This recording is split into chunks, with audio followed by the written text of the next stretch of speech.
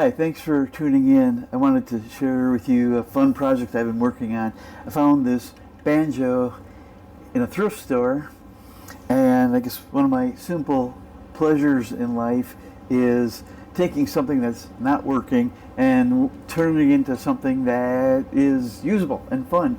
And I looked it over, and I don't know much about banjos at all, but I noticed a few upgrades that I wanted to make right away to make it more playable and easier. I know one of the difficulties in playing, especially like a guitar or stringed instrument, is if it's not set up properly, it's very frustrating, and people try it and the action is too high, it hurts their fingers, and they give up right away because it's too difficult. And so I wanted to make some upgrades and see if I could make it as playable as possible. So I want to tell you about the upgrades that I made on this. So when I found the banjo, I wanted to see if I could get it back into playable condition. So I made a new fretboard for it, and along with that I replaced the friction tuner that was here with a geared tuner. I didn't have to make a new neck, but I refinished the neck, and I put fret markers on the fretboard. And as long as I was doing that, there were a couple other changes that I wanted to make that I thought would be helpful. This is the old coordinator rod that was in it, and it didn't really hold it very stable. So I put in a new coordinator rod. This is not a double coordinator rod, but it does have a bolt that goes into the neck, so that if you want to adjust it either vertical or horizontal, you can do that, and so the neck isn't going to be moving around on you. The other thing that I did is I put in an adjustable tailpiece, so it would be easier to adjust the string height to the drum. And this is the old tailpiece here, which was not adjustable. So we'll go ahead and we'll get that nut in the 5th string here and see how it ends up. Okay. The next step in the project is to create the nut for the 5th string, and I had this extra piece of bone, and I've kind of shaped it a little bit. I've tried both a file and the sandpaper, so I think to finish it off I'm going to use the sandpaper to get the shape that I want. I'm going to make the diameter of the nut 1/8 of an inch, so I'm going to use this to measure it as I'm shaping it to make sure I get the right size. So we're going to put it in the drill press here.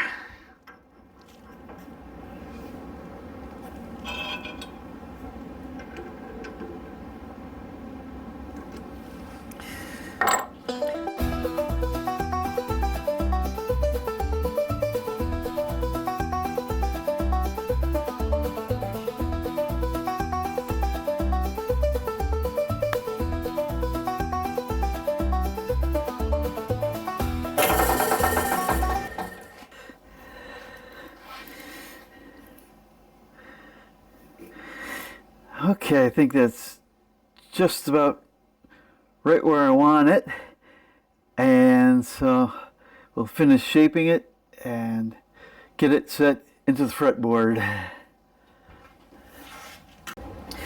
We have our 5th string nut here. It's an 1/8 inch diameter, about 3/8 long, and what we want to do now is make sure we put it in the right place on the fretboard. So we're going to zoom in here.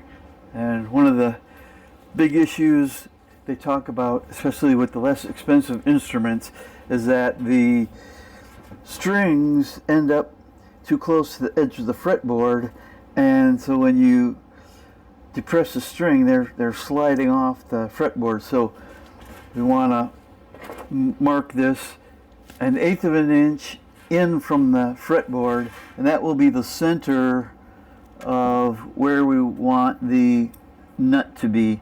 So I'm going to mark that here.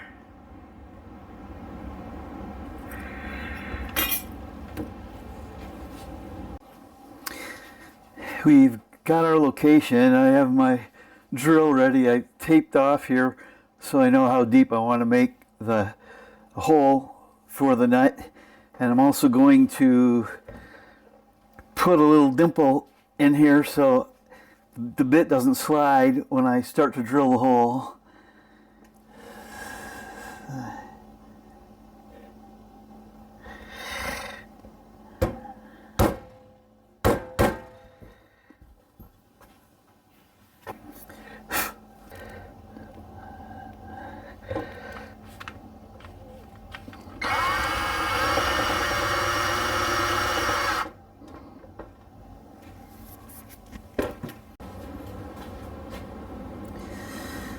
So we'll place this in the hole and I'll tap it in with this.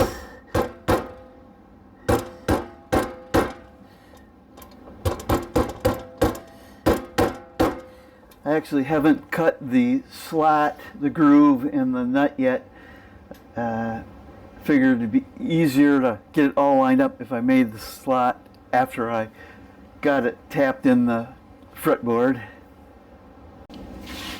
So now I'm going to go ahead and cut the slot in the nut with this little micro saw here.